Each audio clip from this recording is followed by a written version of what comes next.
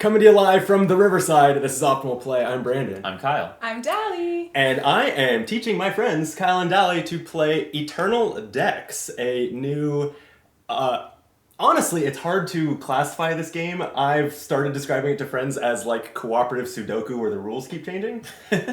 Interesting. But I'm here to teach my friends so that we can play for you on video, and this as you can tell, what I'm about to say, this is a very casual teach. It's not scripted. There's not going to be a lot of fancy B-roll. I am just legitimately teaching my friends to play. They may ask any questions that they have or anything. And if we post it, it's because I thought you might find it useful. So if you have any questions after the teach, let us know in the comments. Hit like, hit subscribe while you're down there. All that stuff. I think I got all that out of the way. Yes. So, are you excited about Eternal Decks? It looks beautiful. Heck yeah. It does look beautiful. Yeah, let's look at this. It's the copy that I have is in English and Japanese, with Japanese down here next to the English names. Really though, there's no text in this game that matters. It's language agnostic. It's all played with symbols and colors and numbers. So I've set up the board here. The board being this cloth mat. For the stage A setup, which is kind of the recommended first one, there's 6 stages, I believe, A through F. So there's some differences from other stages that I'll talk about, a few generalities at the end. I'm not going to go hard into setup, but I'll point out a couple things about the way it's set up on my table right now. One is that since there's 3 of us, I've used this 3-player overlay that changes this jewel section that we'll talk more about in a minute. And then each of these rows these are Eternals, each of them is actually 3 from a possible 4 that can go there. Mm-hmm. And there's actually a 4-sided die included in the box to like randomize which one you leave out. So that's what I've done here. So this is maybe not the exact same set of Eternals that you'll have on your first play. And that's fine. So in this game, it's got like 3 sentences of story text in the rulebook. Basically, humans' lifespans are inexplicably getting shorter and shorter. But it is set in sort of a fantasy world where, like, in sort of a down in the depths, I think it involves literally going down towards the center of the earth, there are these creatures called Eternals, and we are going to them to try to kind of learn, as far as I know, like, learn how to live longer. Great. because it's getting alarming. Yeah. We're not necessarily seeking eternal life. We're seeking inspiration from the Eternals about living a normal amount of time. All right, great. Yeah. So at the start of the game, you have your personal deck of 5 cards of your color. It should be shuffled, and then you'll draw 3 cards from it. We'll talk more about those in a second. We have the Eternals over here on the right side of their rows now, where they'll start the game. And on stage A, the goal is to get these 4 of these 6 star tokens that you can see around the board. There's 4, 1, 2, 3. I'm trying to point to it and failing. 4, 5, 6. So we need to obtain 4 of them. The game will immediately end and we will win if we get the 4th one. The game immediately ends and loses if it ever gets to your turn and you have no cards left. So it's called Eternal Decks because your deck needs to last as long as you can make it last. Makes sense. Gotcha. Is it like you can't draw cards, or...? No, it's actually... Like so you will each turn fill up your hand to 3, but it's fine when you have no cards in your deck. You'll just have 2 cards for a turn and then 1 card for a turn. But when it gets to you and you don't have a card to play at all, that's when the game is over and everyone loses immediately if that happens. So I'm just going to go into the turns of the game and... Turn off the fridge. God damn it. Can you tell this is my first time doing this in a month? Between my Japan trip and the con and... This makes it so fun. I'm like, back from the top, again. One more take. And we're used to doing like self-tapes and being like, oh, fuck. Oh, again. I hate it. Let's do it. We'll do it again. I know. I'm out of practice on stuff like muting the fridge too, because also I have lav mics that we use a lot of the time, but I only have 2 of them. So when we have more than 2 people, we're still using just this mic, and the fridge doesn't really pick up on the lavs, but it does on this. Oh, so okay.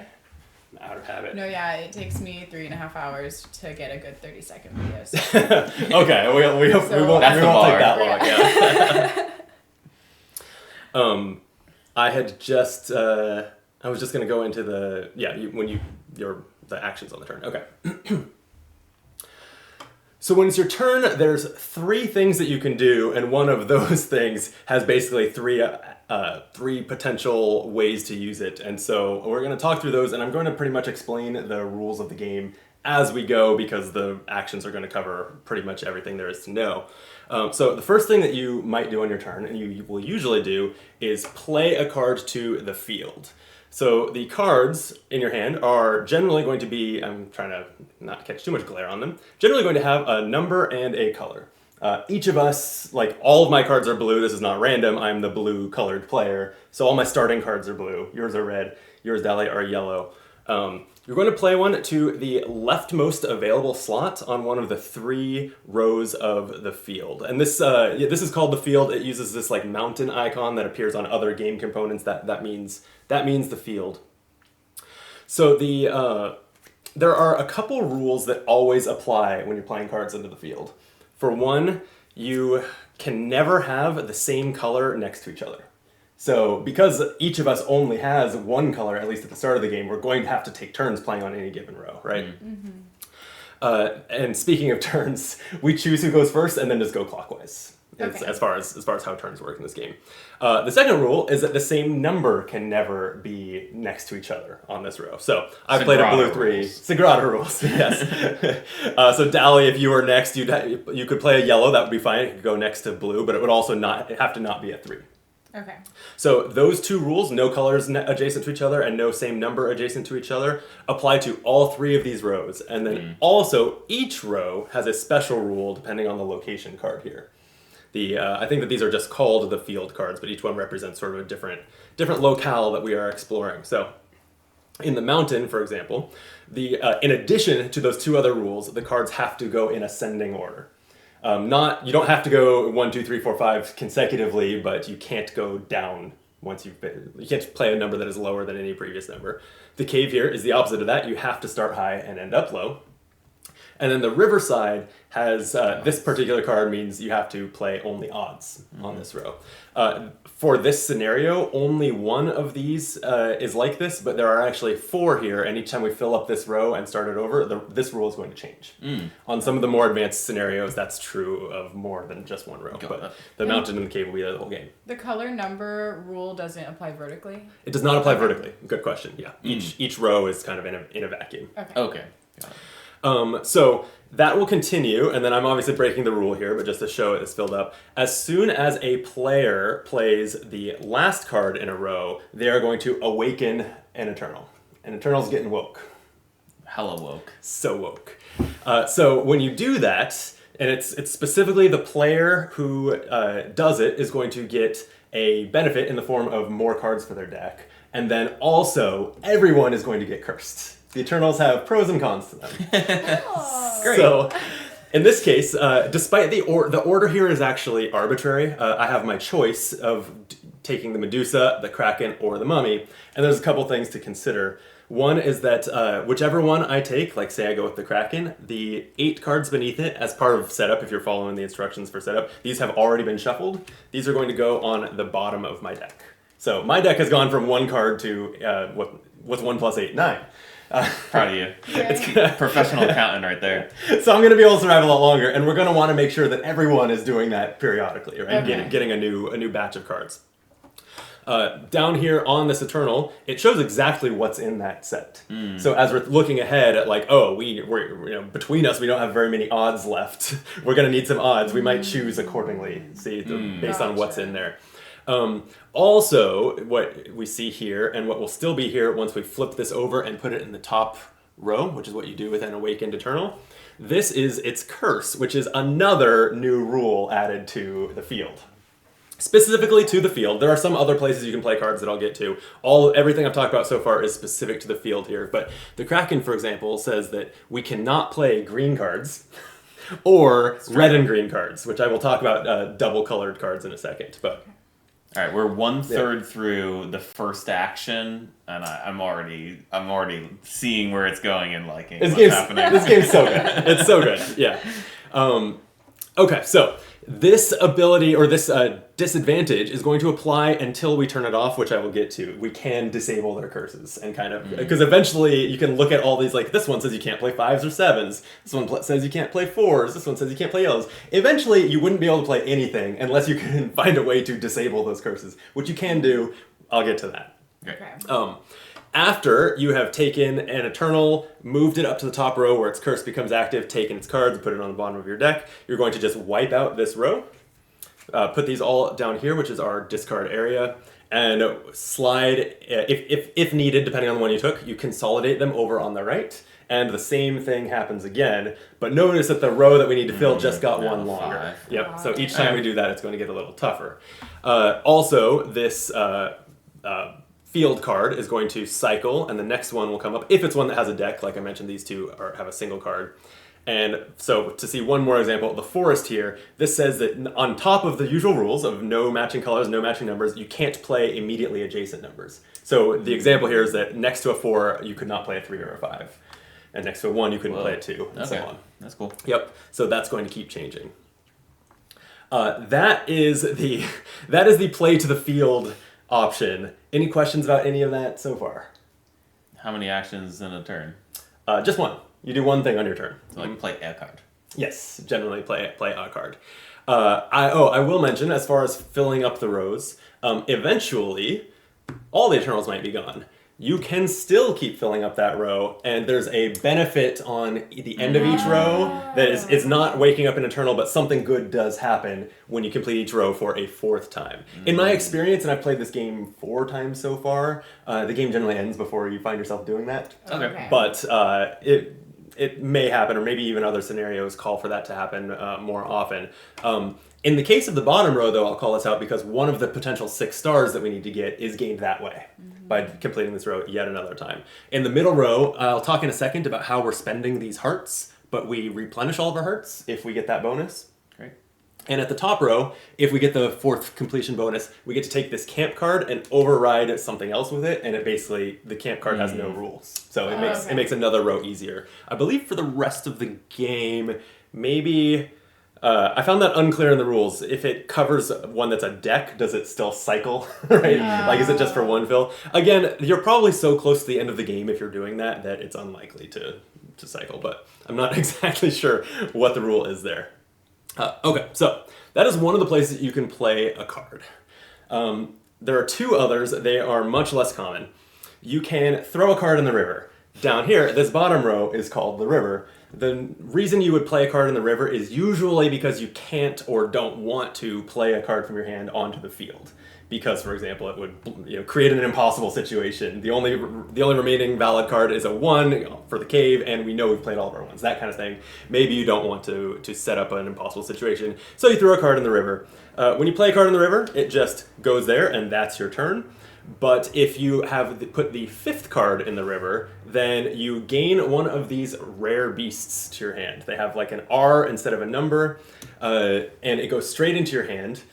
Also, interestingly, we will talk about the communication rules in a little bit, but this is double-sided, so everyone can see that it's in your hand. Can be handy. Nice. What a rare lets you do is you can play it into the field, and it is completely wild in both color and number.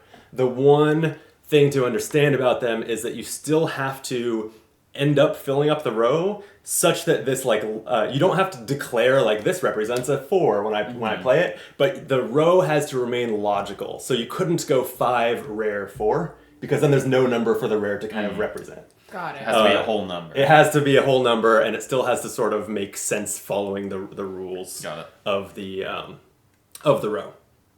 So there are 3 of these rare cards in the river. The 4th time that we max out the river with 5 cards, we also lose the game. So that is one other way that the game can go south, is basically if you throw 20-ish total cards in the river. Seems like that's unlikely to happen. Yeah, it is unlikely to happen. I have not seen a game end that way yet, but, there's always a first time. Yeah, sure. Stay tuned for our playthrough. Where we will be filling the river. There are other things that send cards to the river. I'll get to that, but let me finish the 3rd and final part of the play a card action. Some of the Eternals have special cards. Like you can see on the list of the Medusa's cards, one of them just has a snake icon. That has some special ability that there's iconography on the card, and there is a reference card that we'll have it on the table when we really play that explains them in more detail. But you can play one of those special ability cards, and it will do whatever it does and go to the discard pile, and that was your turn. Got it. Right? Okay. So you do that instead of playing to the field or the river. Gotcha. Okay. So the other two things you can do is you can acquire a jewel. When you acquire a jewel, you immediately take it from this from this menu area here and put it on top of one of the curses of an Eternal. And that, at least for this scenario, I've seen some scenarios where that can be more temporary, but at least in stage A, that is permanent. That curse is gone for the game. Cool. So what you do to do that is you have to follow one of these kind of options from the menu. You have to throw that combination of cards into the river. So they have to have all been in your hand, and then you play them all into the river. In one so, instance. In one instance. Okay. Right. And that's on your turn instead of playing a card. You do this. Gotcha. So this first jewel you unlock with a 1 or a 9, and then there's 3 cards of the same color, 3 cards of different colors, 2 cards of the same number, 3 cards of the same number, and specifically a 1, 5, and 9. Cool. That's particularly difficult because our decks don't even start with 9s. Right? But notice that there's a star next to that one. You earn that star towards the victory condition specifically just if you use that jewel. If you use that jewel, put it on Eternal, you get the star. It's as simple as that. Just spend a 1, 5, 9. Easy. A minor detail is if you throw multiple cards into the river. I forgot that these are not my starting cards, but they're what we're sitting in my deck. If the river looks like this and I throw 3 more in to finish one of these, you still just take 1 rare and clean them all up. So you actually kind of got like 7 river cards for the price of 5 that way. I think it's like slightly more efficient if you can manage to overflow the river, because then you'll still just discard them all and take a rare. Okay, any questions on the jewels? No. The third thing that you can do is give a card to someone else. So that's, instead of doing anything else that we just talked about, you can give a card to someone else, just take a card in your hand, hand it to them face down, they add it to their hand. We can only do that by default 3 times over the course of the whole game, because we move one of these hearts over to indicate that it is spent each time. Got it. You can refill those hearts I mentioned with the 4th completion bonus on the middle row. There also might be some Eternals, like special ability cards that replenish hearts. So there might be some ways, but by default, 3 times over the course of the whole game, you can give someone else a card. Got it. And you might do that because they need it to complete like a combination for a jewel. You also might just do it because they're literally at 0 cards and you're trying to survive for 1 more round. Sure. There's a few good reasons to do that. Okay, so those are all the things that you can do on your turn. And at this point, I've explained most of it. Let me just touch on a couple more things. You probably saw here, I know it showed on camera as I threw some random cards from my deck in the river. Some of them have multicolors like this. You might, if you've played other board games, you might assume that this is like either yellow and blue or yellow or blue, but it's kind of neither. It is blue on this half and yellow on this half, if that makes sense. So Okay. this right here couldn't go next to a blue here, but if I orient it like this, it could. And then blue is the color that can't be on that side of it, right? That's funny. Fun. There are some other purposes, for example, needing to play 3 of the same color for a jewel. They do count as kind of either color for that. All right. So like you could, I could discard these 3 cards and call them 3 blues. Like they. Okay. But for the purposes of the field, yeah, they are half one, half the other, and you have to play it. But if you had like these 3, it could be yellow, blue, red for the not equal colors. I believe so. Okay. Yes. There are also purple cards that nobody starts the game with, but can be gained from some Eternals. They, for the most part, are just a 5th color of cards. There's nothing else special about them, but because you need to not be using the same color too much, it's nice to have more colors. There are some, and I think there's one in here. The lake, for example, you'll see it in our playthrough, but sometimes purples have special benefits, like the lake makes you follow a specific pattern of colors, but purple can always be used in place of a color. So they're occasionally sort of like wild in a way, but only when specified by other rules that you see in the game, Okay. not by default in any way. The other stars that I haven't mentioned yet are there's one here on stage A. Three of the you can actually see them. They're all in the top row. Three of the Eternals in our scenario have special ability cards that have a star on them. And all that those do when you play them is they go up into this row, and when you play your third out of three of them, you earn the star here. So one of the objectives of the 6 that we need to complete 4 of is to get all 3 of these Eternals ability cards played. So we have to wake up all 3 and draw and play their cards. There are 2 down here. Those are for filling that row with Eternals that are awakened and putting jewels on them. So you earn that star by having jewels on all 3 of the Eternals here. Same for all 3 of the Eternals here. And then finally, that star that I can't reach all the way in the upper right, you earn by just awakening the 9th Eternal. So those are the ways to earn those stars. I think... I was going to say, I think that's it. I teased this communication rules. So the rules as written are that you can never communicate the numbers or colors of cards in your hand. And then they've given you these 2 tokens of your color that you each have in front of you as well. You can use these to communicate by placing them on the board. So like putting this here probably means like, I think I should be the one to go there. Or maybe I could go there. In my experience, I found that those rules as written, which are very strictly just say you cannot talk about the number or colors of things in your hands, are really easy to circumvent.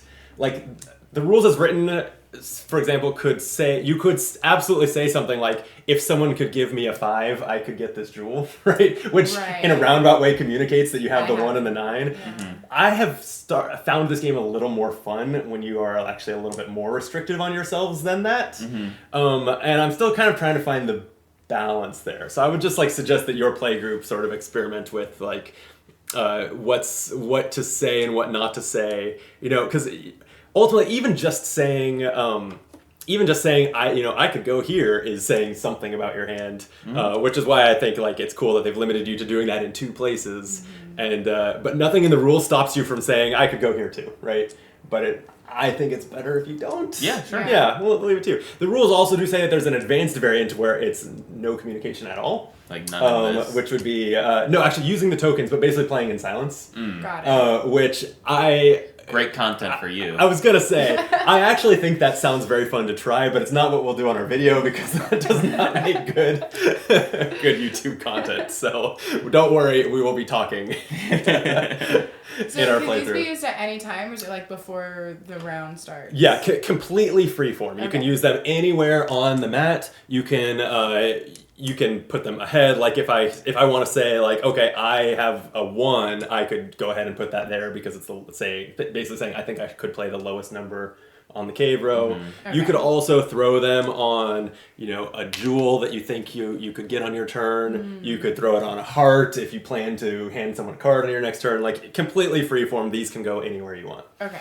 And at any time. When do they come off? Anytime that you want. Okay, so you can just continue to throw shit around. Yep. You can move them around. You can move them around as much as you want. But what you're saying is don't do this and then be like.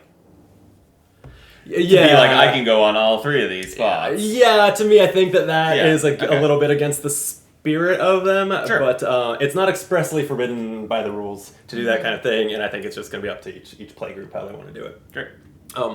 Okay. Well, thank you both for learning the game. Thanks. I'm excited. I'm excited to play it too. Me too. I hope you're excited to watch, but it's going to be in a separate video that when this one goes up, our playthrough video is probably the next day. So if you're watching this the day it goes up, just make sure you subscribe to the channel and you'll see it tomorrow. Otherwise, it's already up. You can go watch us probably clobber Stage A. Probably. Definitely. Yeah. Yeah, we're going to do great. We're going to fill that river. As long as we don't fill it 4 times. We're fine. I have actually found, I've won this, I think every time I've played it. But it does that thing that I love in co-op games where up front it feels impossible. Yeah. And even in the middle it's oh no, we're doomed. We're screwed. Yeah, and then you figure it out. At least that's my experience so far. So we'll see if my new teammates let me down. I won't. Here's hoping. I'm perfect. Thank you for watching. Hit us up in the comments if you have any questions that we didn't cover or any corrections, God forbid. And check out the playthrough. Till next time, be optimal.